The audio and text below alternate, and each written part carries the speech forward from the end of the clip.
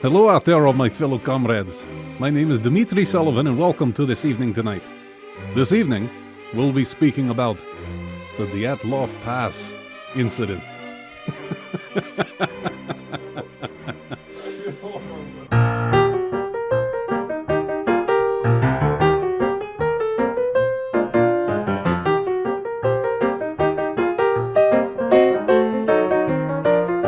Hey guys, what's going on out there? River Sullivan here with you again for another episode of This Evening Tonight. And joining me again here, the hetero life mate, my brother from another mother and all that jazz, my friend Martin. What up, man? What's going on, everyone? Happy to be here. Okay, there we go.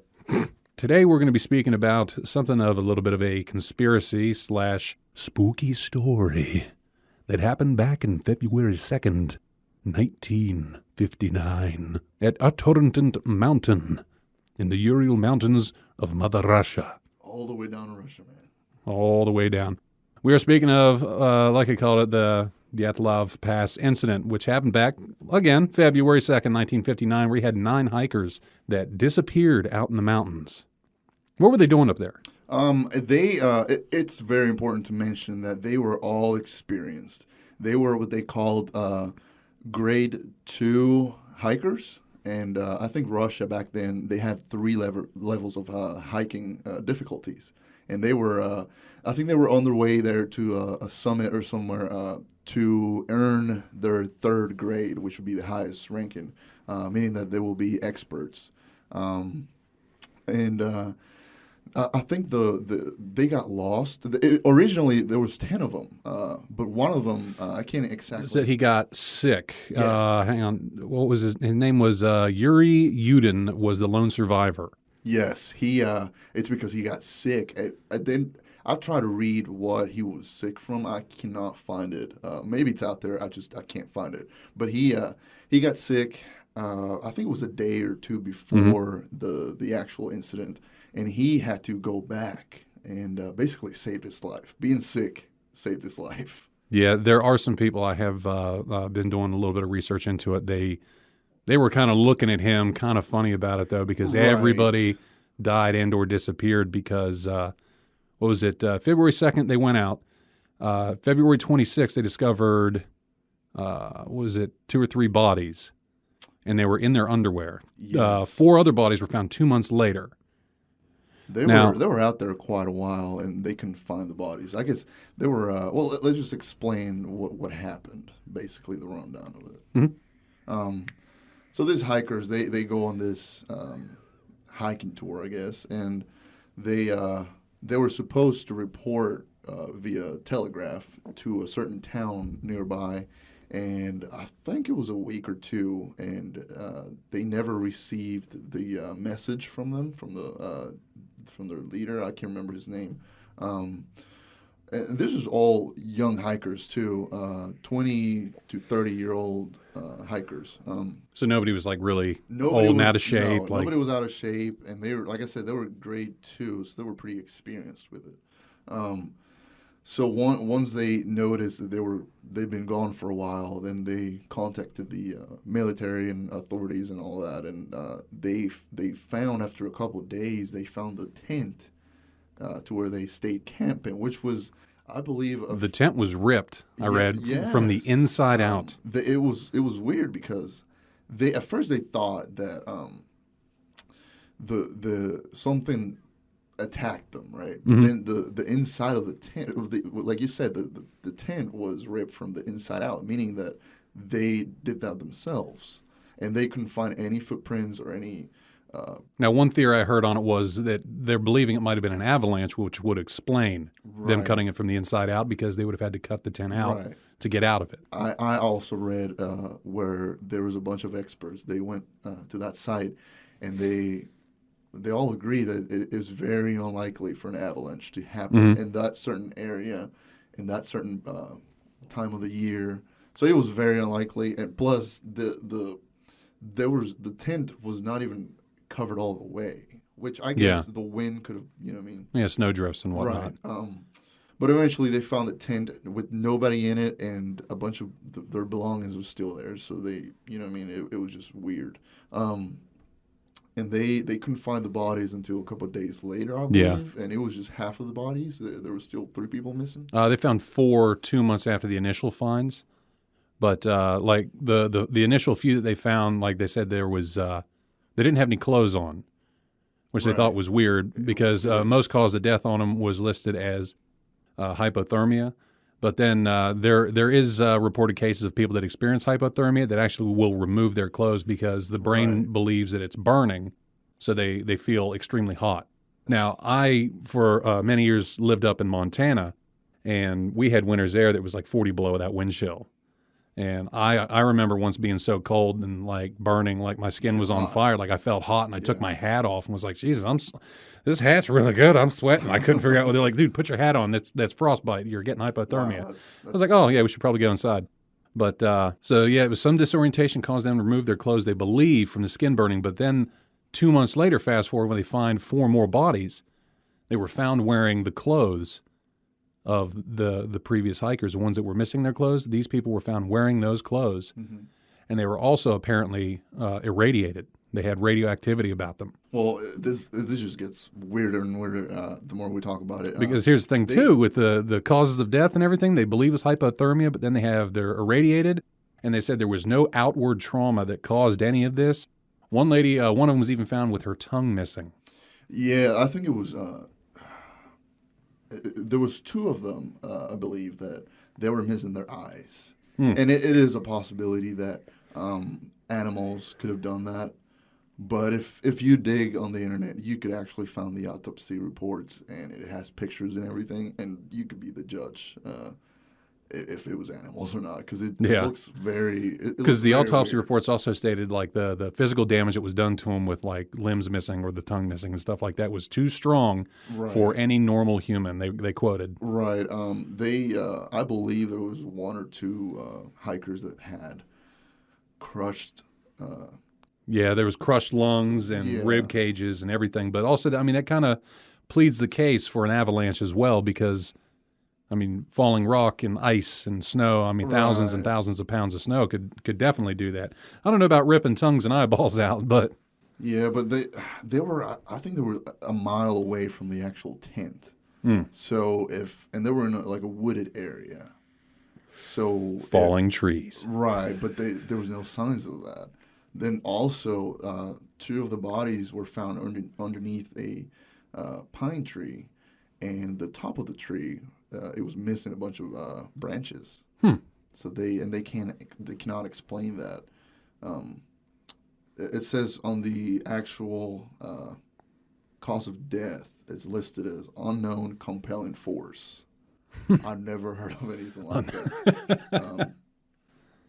The thing about this case is that it's still being investigated to this date by the Russian authorities, and they, like I said, if you dig up on the internet, you can still find reports that are still being filtered, and it's still going on. And this is an old case, but it's so weird because there's no way, there's so many theories, and there's no explanation for it. Yeah, now there was another theory too that they were. That they believe that Russians had test-fired some kind of missile. Yes, I heard that one too. But there was also no explosion that was proven, and the Russian government at the time said that they didn't have any reports of any launches. So, yeah, I mean they said so it must be true. There's a theory that I personally like. It's called infrasound-induced panic, and what this is there's a certain amount of wind. And it's got to be very specific, but it creates an infrasound, and it generates panic. So that could be a possibility why they just rushed out. Maybe imagine You're talking like experimental weaponry kind of stuff. Well, no, it happens in nature, I believe. Like animals experience that, like the deer will scatter and the birds will fly away right before an earthquake. It's a very low frequency sound. Yeah, because I've heard most animals actually they feel that because it makes them a little bit queasy and they get dizzy, and it alerts them before like earthquakes and stuff hit. Yes. So picture this, and I don't know. It happens in nature, I believe, but it doesn't. Maybe they weaponized it or something. I'm not sure. But imagine this. You are a group of 9 people, and you're camping in this dark mountain, and it's cold. It's bunch of 20, 30-somethings Yeah, just and struggling to and- stay warm. right. So Get that double black diamond certification. absolutely. Then in the middle of the night, you hear, and there's videos on YouTube. You can find them. It sounds horrifying. It sounds like there's somebody screaming. So I'm guessing. Imagine if you're sleeping and then you hear that, and you're just gonna be disoriented. You're gonna wake up. You're gonna rip through that tent. You're just gonna put whatever you can find real quick. You don't have time to get up because you're panicking. You're not thinking clearly, and then you just run into the woods and realize, oh shit, we don't have equipment to survive this cold. You run out so panicked and realize, oh, shit, I forgot my pants. Right. But then again, it doesn't explain. I mean, all these people were very experienced. So how could they? Let's say, how long could this infrasound last? This panic, because to die of hypothermia, it's not going to be immediately. Yeah. But they ran like a mile, and then they just stayed there. And there was indication they tried to build a campfire. I mean, you think about it too. I mean, I'm devil's advocating here for the Avalanche still. I'm like Team Avalanche right now because, like, maybe the Avalanche started, they cut their way out of the tent to get out, all the snow was getting there, and then they had to sprint about a mile to get away from being snow covered and left everything in there because they were sleeping in the dead of night, real cold, so they were stripped down to their undies because they're all like locking the skin and doing that thing because the skin to skin contact, they say, is the best way to stay warm in these survival situations. I mean, it could be, or maybe.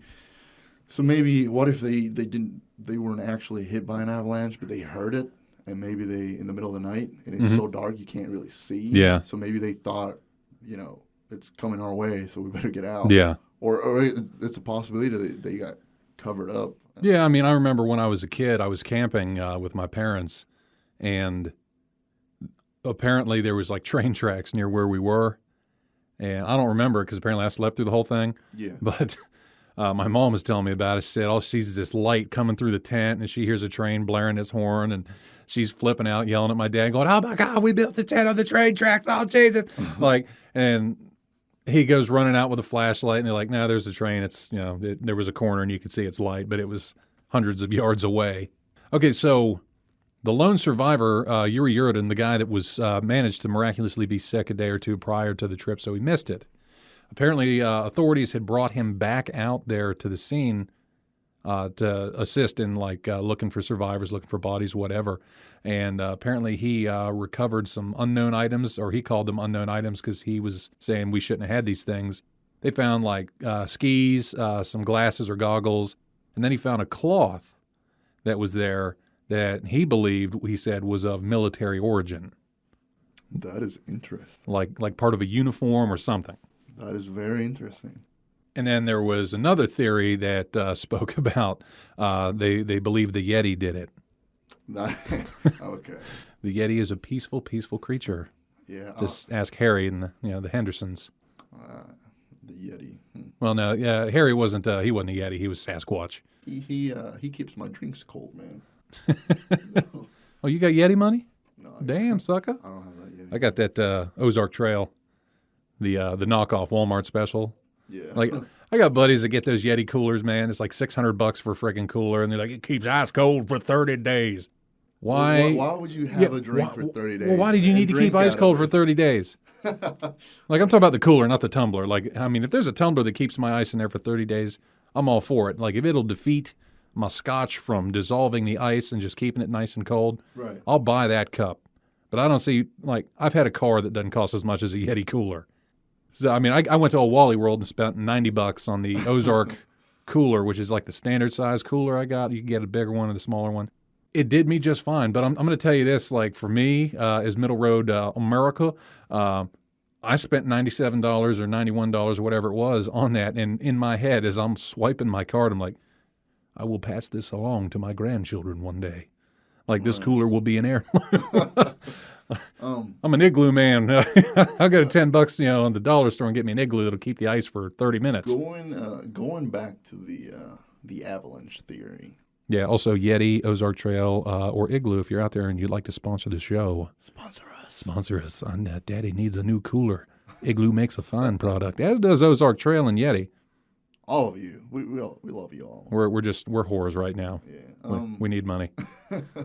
So, Yeah, let's get back to it. So the avalanche theory. One thing that the avalanche doesn't explain is how was there some of the hikers with fractured skulls and fractured chests and ribs and all that stuff, because the examiner, he was like, there is no way an avalanche could have caused this. This is more like a car crash accident.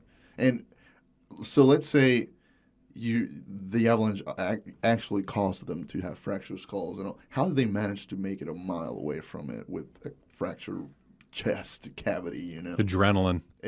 Pure adrenaline, man. Hey, right. Lone Survivor right there, like Yuri Yurden. Have you ever read the book Lone Survivor about was it Marcus Luttrell, yes, SEAL Team 10? Yes.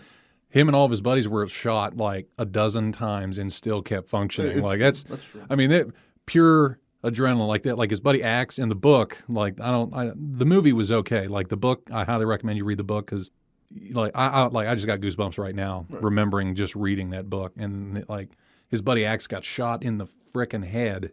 Said he watched him slump over, saw the bullet hit him in the head, and he's like, "Oh, he's done." Then he like shambled to life like a zombie, and just kept fighting. Like that's pure badassery and adrenaline right there. Yeah.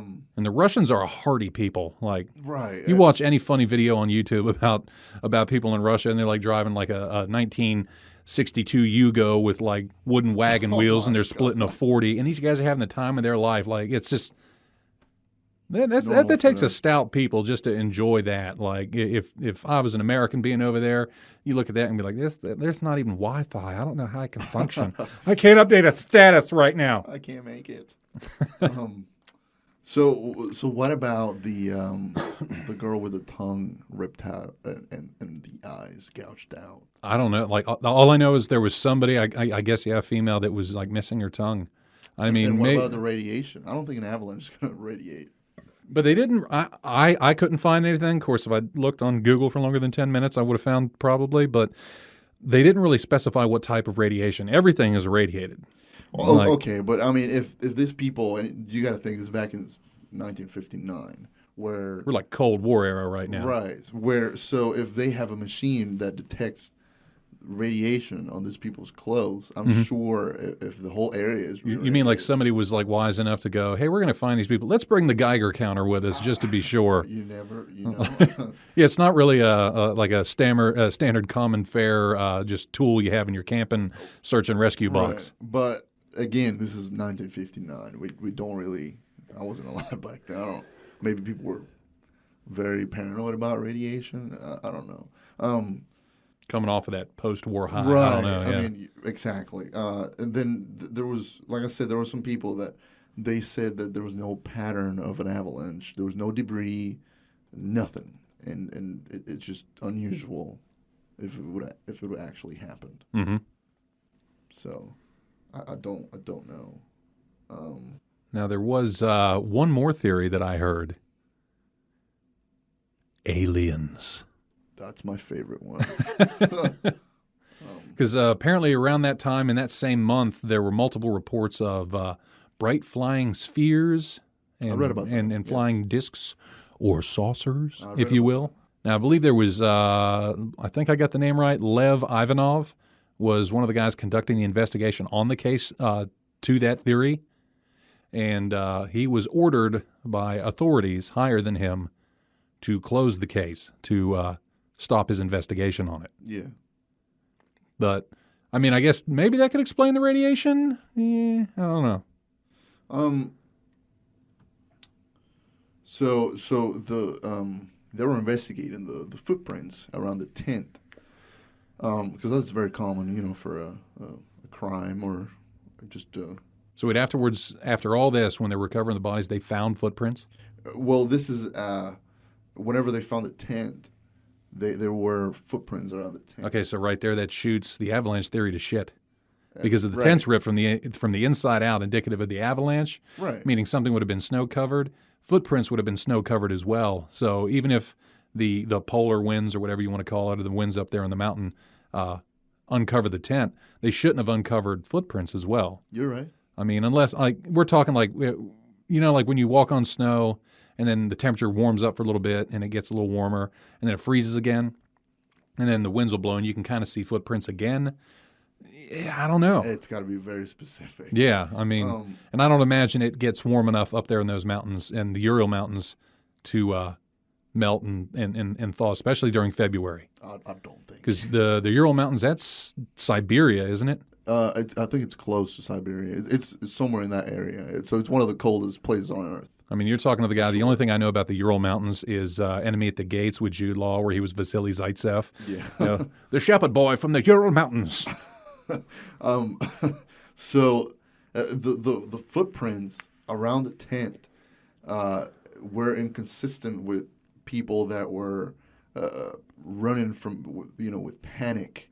So it was more of like a, they're just walking casually. That's what's weird about it. Mm-hmm. There was no, if they were running in a panic way, you should be able to see, footprints in a chaotic way.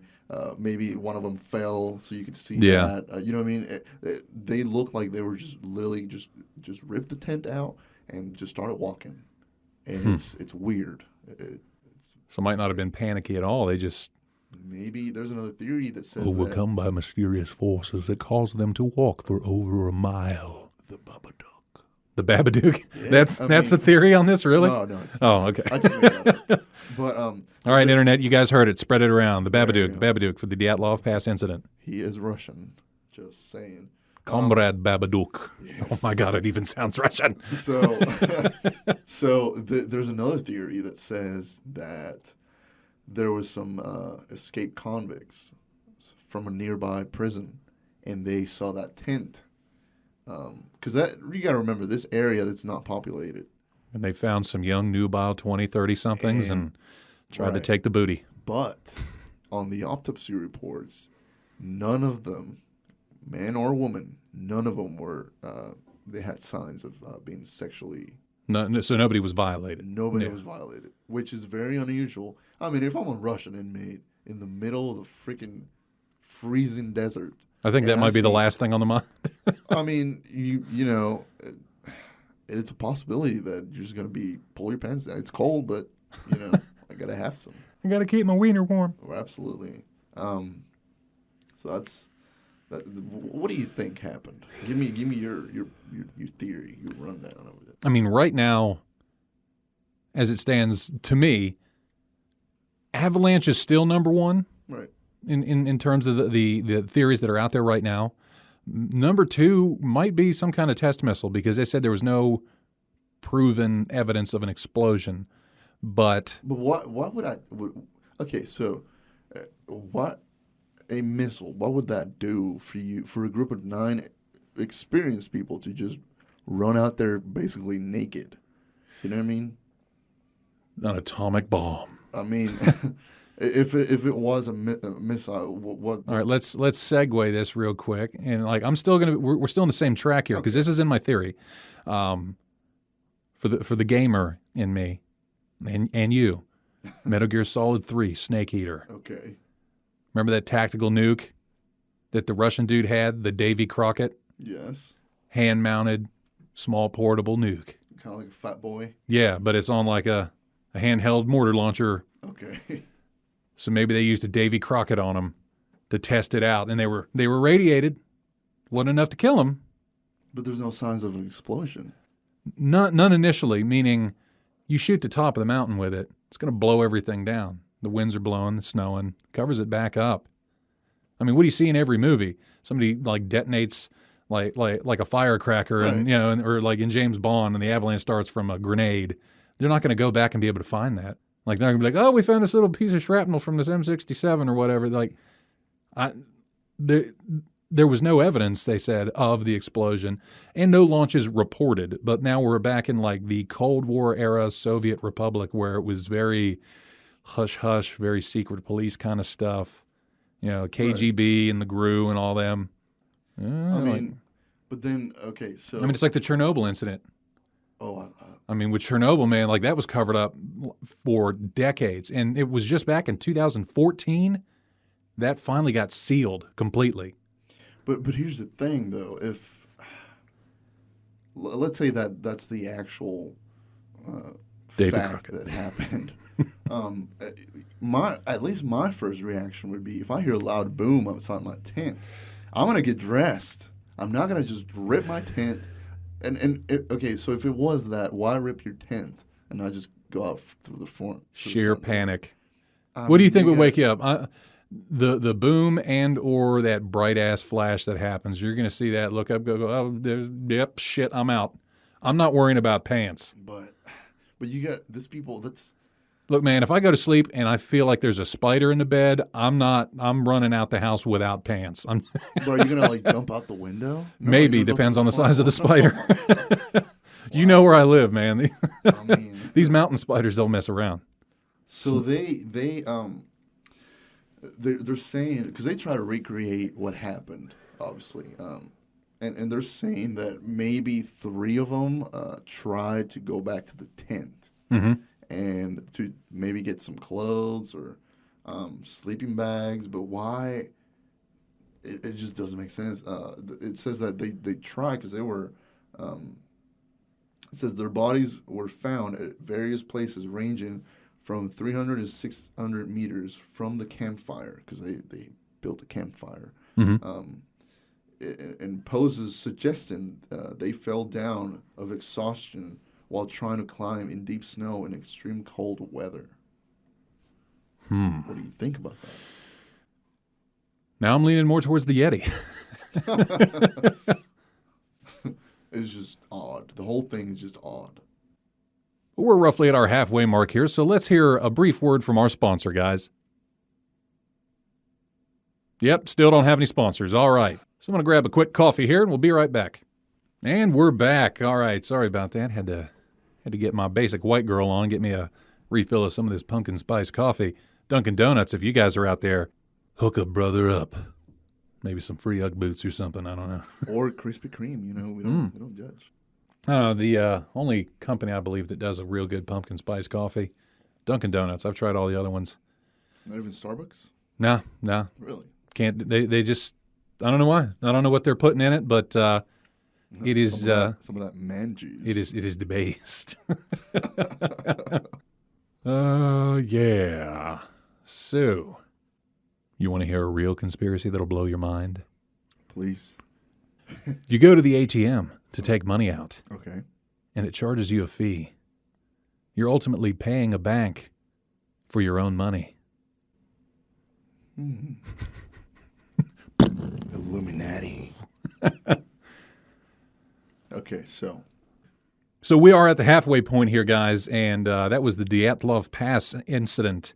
Now, next here on the show, we're going to be speaking of the deaths of Chris Kremers and Lisanne Froon. there were a couple Dutch students, 20, I believe. Let's see, one of them was 22 and the other one was 21. So this happened in 2014. They were again hikers. I don't know what's up with hikers, but I'm not gonna take a hike for a little bit. I got my hiking stick right outside, man. We can go right after this. I'm all right. I want to go home. So they disappeared in Panama. I believe they were there for they wanted to for graduation. They wanted to go down there and do some humanitarian work, to help children or whatever. This is like how every scary movie begins. Exactly. Let's go on this hike. It's always 2 cute girls, trying to do their thing, trying to be good, and they just disappear into the woods. Basically, after an extensive search, portions of their bodies were found a few months later. Portions. I believe a hip, partially. Just like a hip bone, or Just like a random part of like a hip bone, and it appeared to be bleached. It's very weird. They also found a boot, and there was a foot inside a boot, and it was basically cut. I don't know. So they found a boot, you said, and a part of a hip bone. Yes. They also found a backpack. And this is like months after the actual disappearance of them. You know, so they believe that they just got lost because they were supposed to be report back to their where they were staying at because they were staying with some people. I don't know how you call it. They were just hosting them. Like not like a hostel. Right. It was like a family, and they were staying with that family. Yeah. They're locals. Okay. And they were supposed to report back. It's a very European tour thing right there. Yeah, right. It's like that foreign exchange program. You know, you go stay with a foreign family. Yes. So, 2222. Who the fuck is that? What do you mean? That's exactly who's calling me. Ooh. It's spooky. You got a phone call from 22. Yeah. Well, we are not recording this at 3 a.m., so this is not a 3 a.m. challenge. I don't know. Martin over there is getting a call from 2222. 2222 if you're out there. They said okay. What's going on? Is your phone haunted? So I have this feature on my phone to where if I don't know the number, I can send my Google Assistant, and my Google Assistant would talk to them and determine if it's a spam or what, if it's an emergency or whatever, and I can see the transcription of it.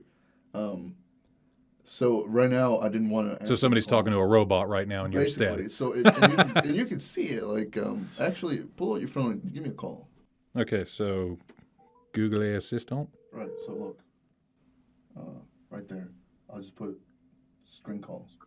Hi, the person you're calling is using a screening And I can service see from everything Google that you and will say get a here. copy of this conversation. Go ahead and say your name and why you're calling. River Sullivan. Buddha has a ghost. Just so it's clear, go ahead and say more about why you're calling. I just wanted to know if he's happy with his cellular service. I have a bunch of options here. I can. Just to double check, who's this calling? River Sullivan. They can't talk right now, but they'll give you a call later. Thanks. Fuck are you, Google? So that's how it works, basically. But so, anyways, so now you see how it works. This 2222 number, when I did that, they said okay, and just hung up. Ah. So that's very weird. Technology. That's very. I like it. Anyways. I'm going to leave part of that in here. Okay, that works. I like it. So this is also be the Dyatlov Pass incident, and then the Dutch hiker incident, and Google Assistant. Haunting. You know. The Pixel 4 haunting. Right. So, okay, back to the Chris Kramers and Lisanne Froon incident.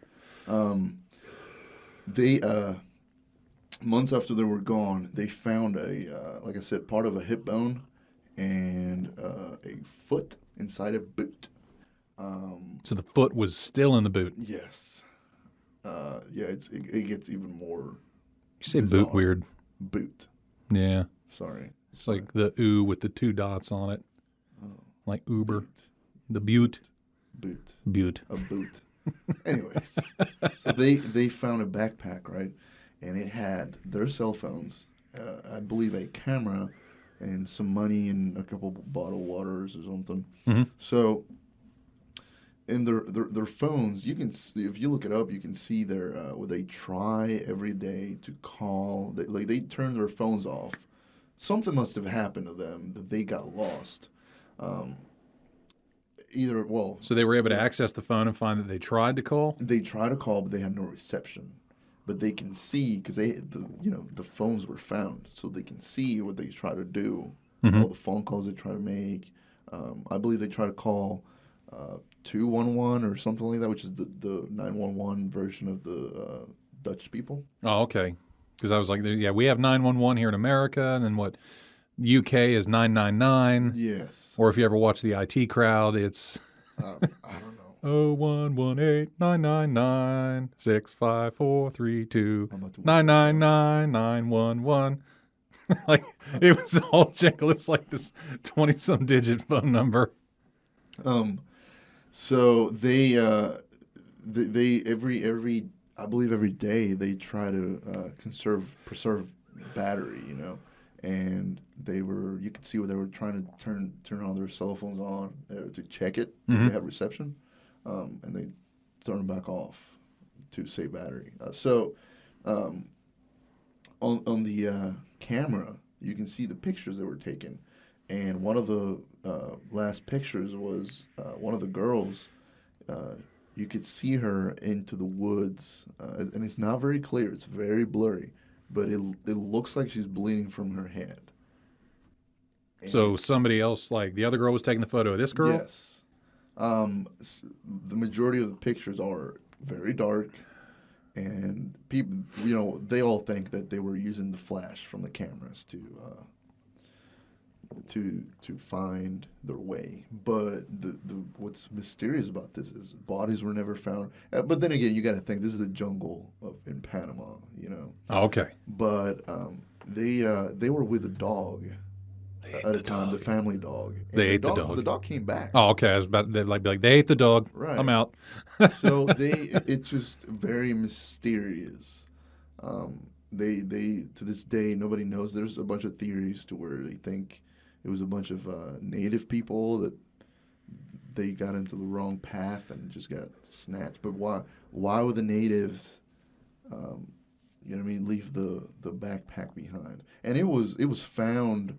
The way they describe it was positioned in a way to where it was on purpose, purposely put there to be found.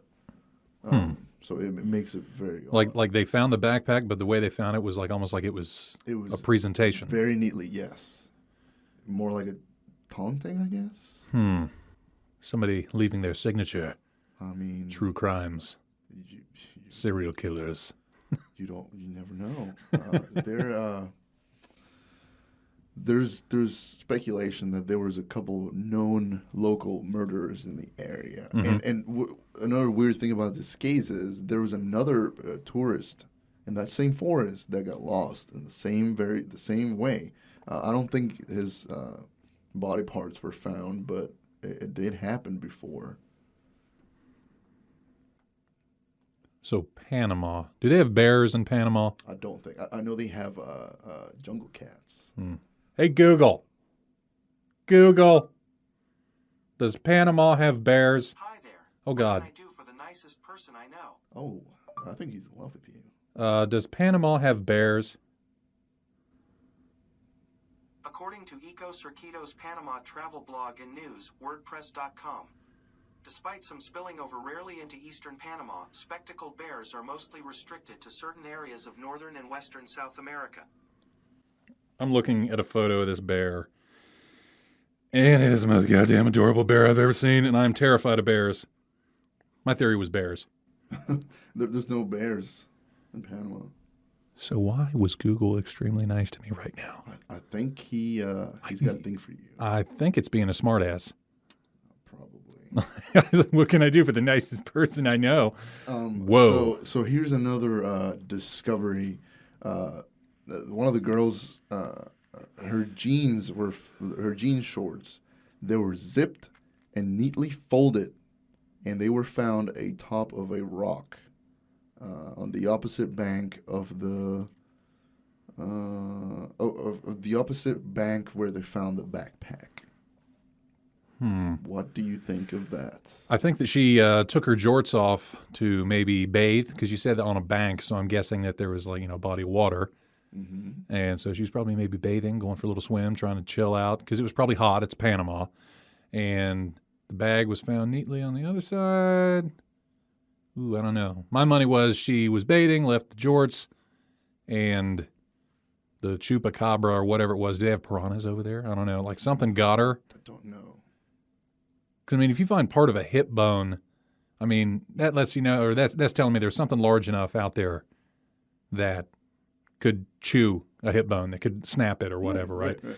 And it left the foot in the boot because animals don't want to eat a boot. But what about the rest of the, you know what I mean? I don't know. Maybe saving it for later. I don't know.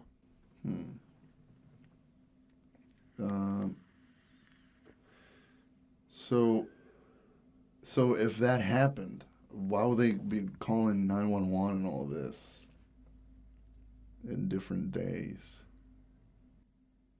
Maybe. How long were they gone? Let's see. So here's the whole, the whole dates and times that they tried calling. Okay, April 1st, from an iPhone 4. It was Creamer's iPhone 4 and a Samsung Galaxy S3, which is Lison's Frunes, April 1st at 4:39. There was an attempt from the iPhone to 112, which is the 911. So April 1st was the start. Yes. What Maybe the whole thing's a joke, April 1st. Like April Fool's, huh? It's not. It's not. Yeah, I doubt it. Yeah. And then what was the last date? The last date that they tried was 11th of April. So but 10, 11 here's- days they were out. But here's the weird thing about this. They on one of the attempts, let me see, on the April 11th actually, it said that the phone was turned on to check a signal, but there was no pin. Which, okay, it's very common, just turn it on, see you have no signal or whatever. Mm-hmm. But then on the Did they say what the battery was at the end of that? no, it doesn't have. I was going to say maybe if they had like one of them had a real low battery, she turned it on, checked to see if there's Right. signal, went, no, it's pretty low. I'm not even entering anything. I'm just going to turn it back off. Right. So the very last time that she turned the phone on was 1:05, and it said the wrong pin was put multiple times. AM or PM? It just says 1:05. So that was probably someone. It's a possibility. Nobody knows. So oh man. So if it's a person, you're looking at, hey, they found the stuff, they turned it on. I don't know the PIN number, but they didn't take the phone. No. Oh. And it was found inside the backpack, both of the phones, along with the camera. So it says here, some of the pictures, it shows a twig with plastic bags and candy wrappers on top of a rock.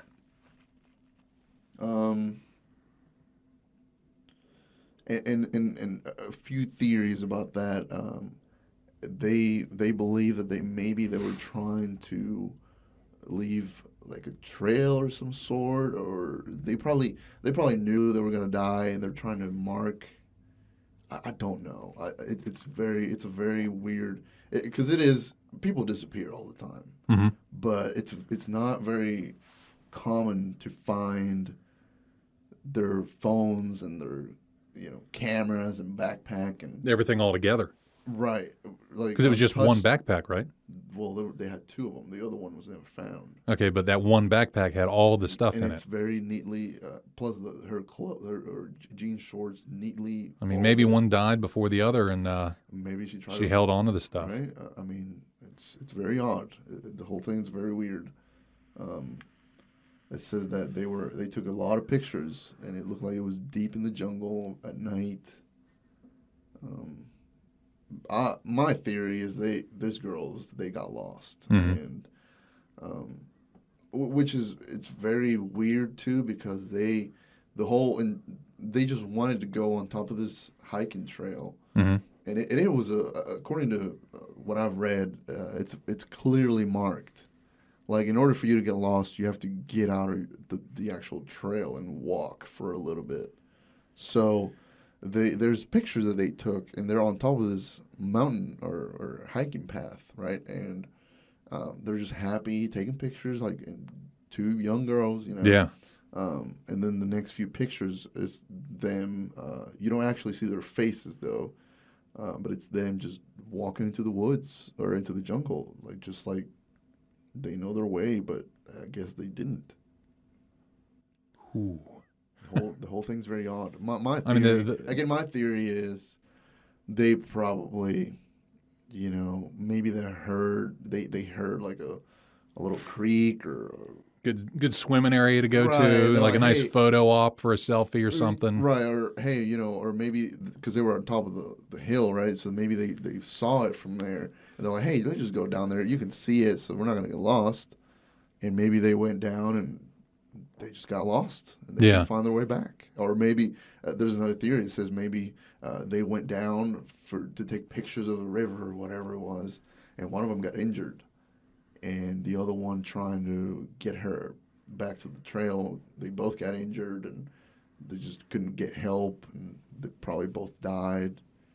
I don't know. It's the whole thing's very weird, but that doesn't explain, you know what I mean, the backpack, why it was found on the other side of a creek, and why her pants were neatly folded. If one of them died before the other one, why would you take her pants off and fold them and put them on top of a rock? And what's up with her foot inside a boot? Yeah. I don't know. Maybe it was like, I'm with you on that, like the simplistic theory of it. I mean, as much as I'd like to strap the tinfoil hat on with it, I mean, put it on. Screw it. Like I said, I mean, my money's on like some jungle animal got him and everything. But then thinking about it is a lot of the stuff that happened with that is one of them, in my opinion, how I'm going through it here in my head, one of them died. And I think the other one died of what they call shame. Now, have you ever seen that? It was a movie came out in the early 90s called The Edge, based on a book. Had Anthony Hopkins in it and Alec Baldwin. I believe I heard of it. They were in Alaska, and like Anthony Hopkins is this billionaire, estranged kind of fella. Like he's very eccentric, and Alec Baldwin is like the photographer for his Anthony Hopkins' trophy wife, right? Yeah. And they're in Alaska doing this photo shoot. Well, they come up in a plane. And they get bird struck, which is like the seagulls or whatever flew into the plane. They go down. Yeah. And they crash in the water. They swim out, and it was those two and another guy, and they're sitting there. And one guy's just like, man, how did we get on this? Like, and he's just like ashamed. And Anthony Hopkins says to him, he said, "You want to die of shame?" He said, "What's that?" And he said, "Well, people that get involved in stuff like this, because." His character was like he just read anything and everything he could, and like just like was weird about it. Like they gave him a survival manual earlier on in the movie, and like he just read all of it and just like retained it. But he's like this unlimited fountain of just like random knowledge and fact. But he said in survival situations, a lot of people die because they die of shame. Said that you're realizing that you're that survivor, and you get that survivor's guilt. Oh yes. And but.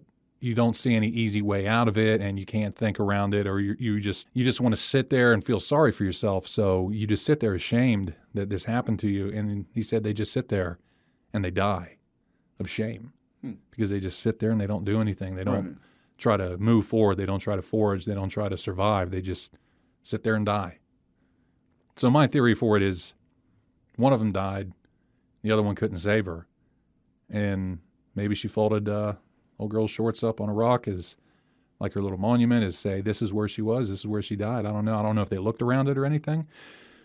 But I think the other one just died of shame. Right, but again, if she actually took the time to grab her shorts and fold them and all that, they must have been a body that maybe she buried her. I don't think she actually buried the body, to be honest with you. So what happened to that body? Panama's got a lot of that jungle life too. Like you said, there's jungle cats. I mean, animals pick that stuff clean. There's vultures and whatnot. Right. All right. Well, I'm just gonna bring a short, creepy story. I hope you're ready for this. All right, let's do it. Hang on, we're gonna pipe up some creepy music here.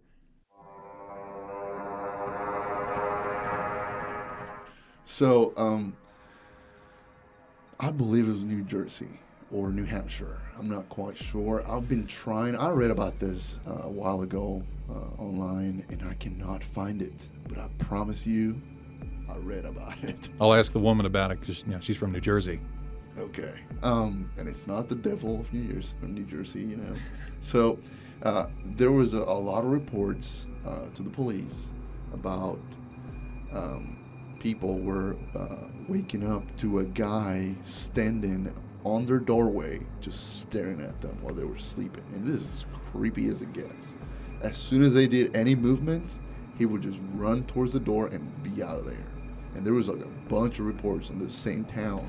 Like people would wake up and this guy's standing over them? People would wake up and this guy would be standing right there just staring at you. And as soon as you did anything, like a sudden movement to like get out of your bed or whatever, he would run towards the door and leave.